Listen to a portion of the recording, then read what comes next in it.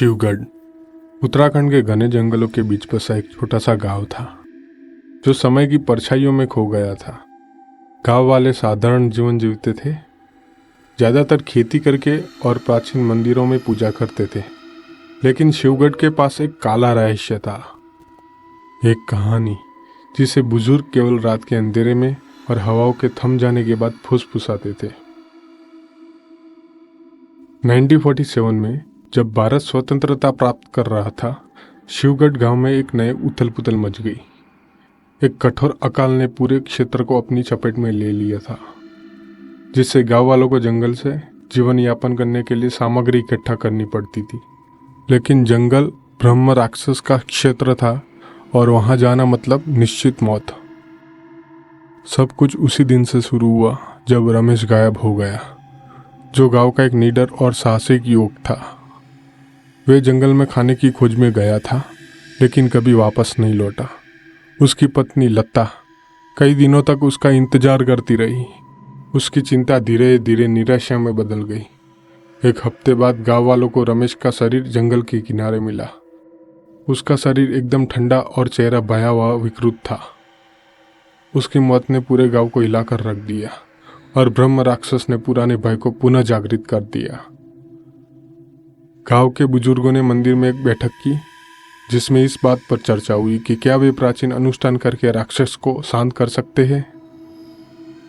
लेकिन ज्यादातर गांव वाले ब्रह्म राक्षस का नाम लेने से डरते थे। उन्हें लगता था कि इसका नाम लेने से वह प्रकट हो जाएगा। लता, जो अपने पति की मौत से दुखी और गुस्से में थी, इन पुरानी कहानियों पर विश्वास करने से मना कर दिया। वह अपने पति की मौत के पीछे की सच्चाई जानने के लिए बहुत दृढ़ थी। उसने बुजुर्ग से बात की और जवाब मांगे, लेकिन उन्होंने उस जंगल से दूर रहने की चेतावनी दी। नाराज होकर उसने खुद ही सच्चाई का पता लगाने का फैसला किया। एक रात जब चांदनी अपने चरम पर थी, लता ने अपने कुछ करीबी दोस्तों को इकट्ठा किया और जंगल की ओर चल पड़ी। वे मशाले और हथियार लेकर गए, किसी भी चुनौती का सामना करने के लिए तैयार थे। जैसे जैसे वे जंगल में गहराते जाते, ठंडी हवा होती गई। एक अजीब सा सन्नाटा छा गया था, जैसे महसूस हो रहा था कि जैसे जंगल खुद जीवित था, उन्हें देख रहा था, उन पर हमला करने के लिए सही मौके का इंतजार कर रहा था। भयानक वे एक खुली जगह पर पहुंचे जहां जमीन जली हुई थी और पेड़ ऐसे मुड़े हुए थे जैसे पीड़ा में हो। उस समय के बीच एक प्राचीन वेदी थी जो अजीब से चिन्हों से ढकी हुई थी, जो चांदनी रात में हल्के से चमक रहे थे।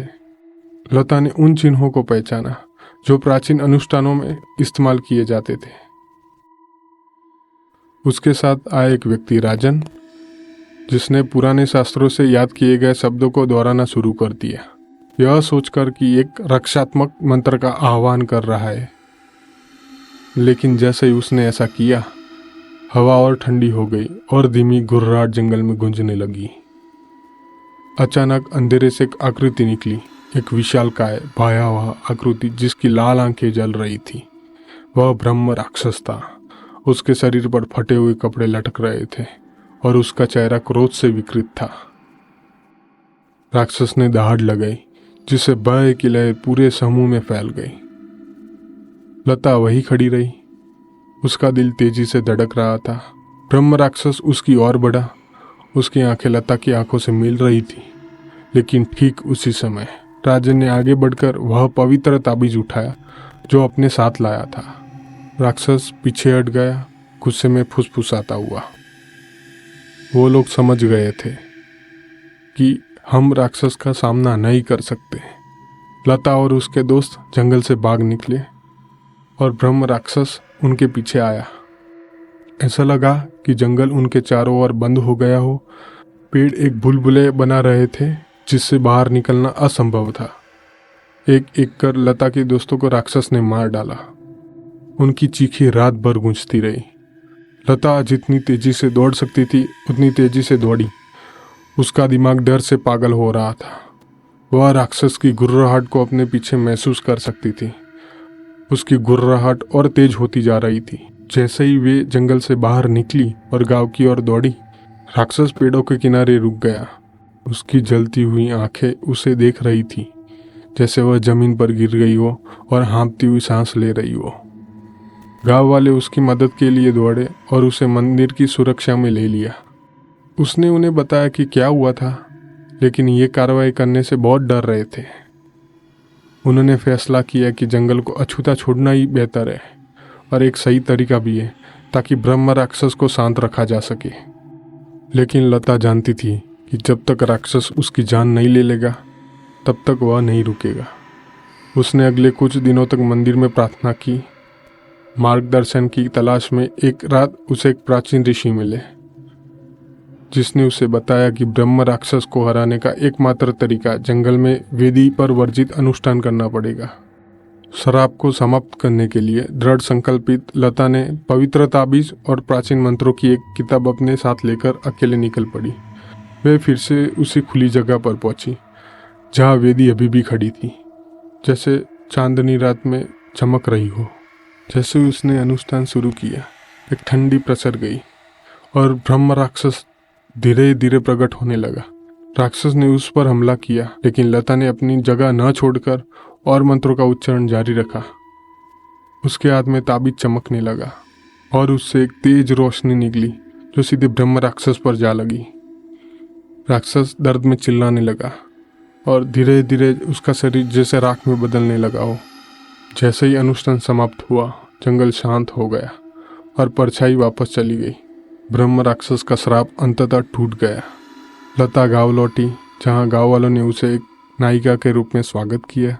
वे जानती थी असली लड़ाई अपने दिल में ही लड़ी गई थी, उस डर के खिलाफ जिसने पीढ़ियों से शिवगढ़ को परेशान किया था। साल बीत गए और ब्रह्म राक्षस की यादें धीरे धीरे धुंधली होती गई, लेकिन लता उसी भय को कभी नहीं भूल पाई जिसे उसने महसूस किया था। अपनी मृत्युशैया पर लेटे अपने बेटों को ये रहस्य बताया था कि ब्रह्म राक्षस को निकालने के लिए जिसने मार्गदर्शन दिया था वो कोई और नहीं, उसका पति खुद रमेश ही था। सो गाइस, ये शिवगढ़ की सच्ची घटना थी। ऐसी सच्ची घटना सुनने के लिए भूतिफाई को सब्सक्राइब करें, शेयर करें और बेल आइकन जरूर प्रेस करें। एंड आपकी कोई भी कहानी हो कमेंट बॉक्स में भेजें, हम शेयर करेंगे। Thank you.